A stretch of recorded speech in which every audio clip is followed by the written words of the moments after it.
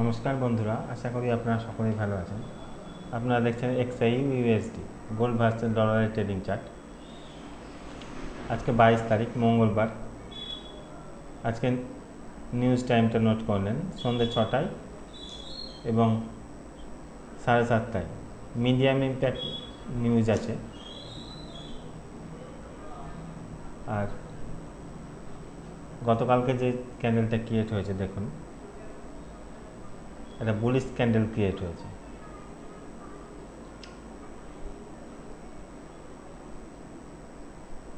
এখন আমরা বাই দেখব। দেখুন এই যে এই লেভেলটার নিচে ক্যান্ডেল ক্লোজ করেছে, তাই রিটেস্টে আমরা সেল দেখতাম, কিন্তু রিটেস্টে যখন সেল দেখতাম আমরা যে এই লেভেলটা, এই যে এই লেভেলটা আছে, এই লেভেলটার উপরে কিন্তু ক্যান্ডেল ক্লোজ করা উচিত নয়। যদি সেল হতো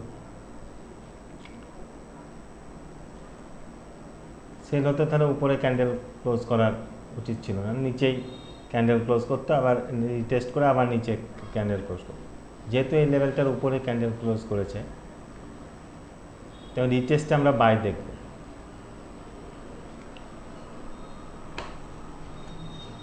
রিটেস্টে আমরা বাই দেখতে থাকব।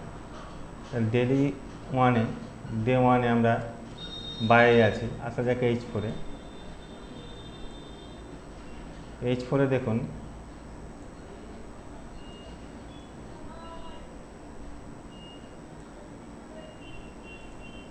H4-এ এই যে একটা লো,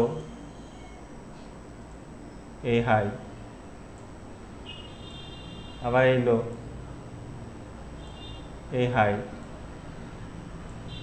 এই লো, এই হাই, এই যে লোটা আছে, এই লোটার নিচে কিন্তু ক্যান্ডেল ক্লোজ করেছে। তার রিটেস্টে আমরা সেল দেখা উচিত, এই যে হাইটা ক্রিয়েট হয়েছে, এই যে একটা লো আছে, এই হাই ক্রিয়েট হয়েছে, এখানে হাই ক্রিয়েট হয়েছে, তাহলে এই যে হাইটা আছে, এইটা হাইটা আছে, এই হাইয়ের উপরে কিন্তু ক্যান্ডেল ক্লোজ করা উচিত না। যদি সেল হতো তাহলে এই হাইয়ের উপরে ক্যান্ডেল ক্লোজ করতো না, এই হাইয়ের উপরে ক্যান্ডেল ক্লোজ করতো না, নিচেই ক্যান্ডেল ক্লোজ করে আবার রিটেস্টে সেল দেখতাম। যেহেতু এই হাইয়ের উপরে ক্যান্ডেল ক্লোজ করেছে, রিটেস্ট আমরা বাই দেব। স্ট্রাকচারাল বেসে বাই শিফট হয়েছে।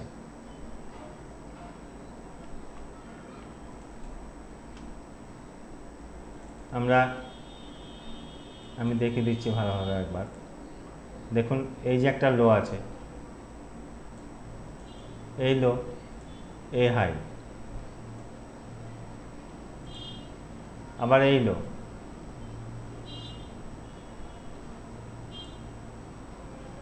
এই হাই,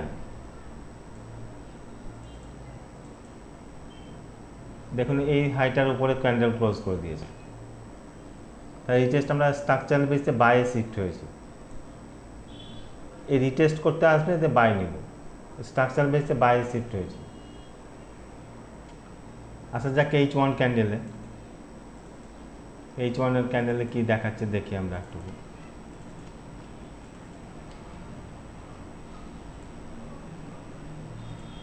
H1 ক্যান্ডেলে দেখুন কি দেখাচ্ছে। H1 ক্যান্ডেলটা কিন্তু আমরা বাইরে আছি।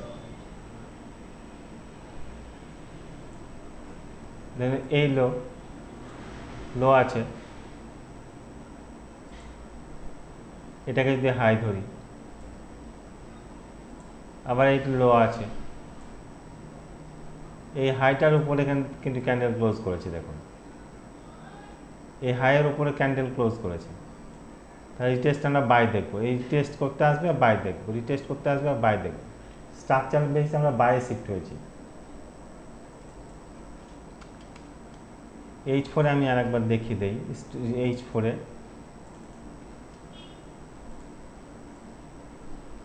এইখানটা একটা দেখুন বারবার রিজেকশন দিয়েছিল, এই জোনটাতে কিন্তু একটা স্ট্রং জোন ছিল, দেখুন এখানে স্ট্রং জোনে রিজেকশন দিয়ে আবার নিচে নেমেছে, স্ট্রং দিয়ে জোনে রিজেকশন দিয়েছে এখানটায়, দিয়ে আবার নিচে নেমেছে।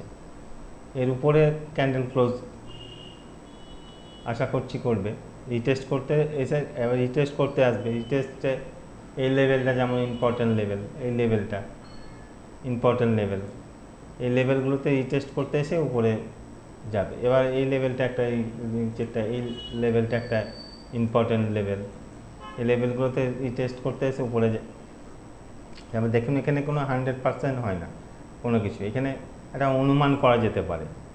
আর যদি আমরা অনুমানের বাইরে যাই তাহলে আমরা স্টপ লস নিয়ে নেব। তাই জন্য আমি বারবার বলি স্টপ লস লাগাবেন। ট্রেড করতে গেলে সবসময় স্টপ লস লাগিয়ে ট্রেড করবেন, প্রফিটেবল হবেন। ছোট স্টপ লস যাবে, বড় প্রফিট হবে, এরকমভাবেই সাধারণত ট্রেড করে। আর হ্যাজিং করতে যাবেন না, যে উপরে গেল আবার সেল নিলাম, উপরে গেল আবার সেল নিলাম, এরকম কখনোই করবেন না। বা নিচে গেল আবার বাই নিলাম, আবার নিচে গেল আবার বাই নিলাম, এরকম করলে অ্যাকাউন্টটা আপনার জিরো হয়ে যাওয়ার সম্ভাবনা থাকে। স্টপ লস নেবেন, money management with SL trade করতে গিয়ে ব্যবহার করবেন, তাহলে প্রফিটেবল হবেন আর মার্কেটে টিকে থাকতে পারবেন। এটা $7 ট্রিলিয়ন মার্কেট, এখানে টিকে থাকতে গেলে আপনার মানি ম্যানেজমেন্ট উইথ এসএল ব্যবহার করতেই হবে। আপনার ট্রেড আপনার এগেনস্টে যেতেই পারে, ট্রেড এগেনস্টে যাবে, মানি ম্যানেজমেন্ট উইথ এসএল যদি ইউজ করেন তাহলে আপনি দেখুন ট্রেড এগেনস্টে গেলেও যদি 10টা ট্রেডের মধ্যে 7টা ট্রেডেও যদি আপনার এগেনস্টে যায়, কিন্তু 1:3 যদি রিস্ক রেশিও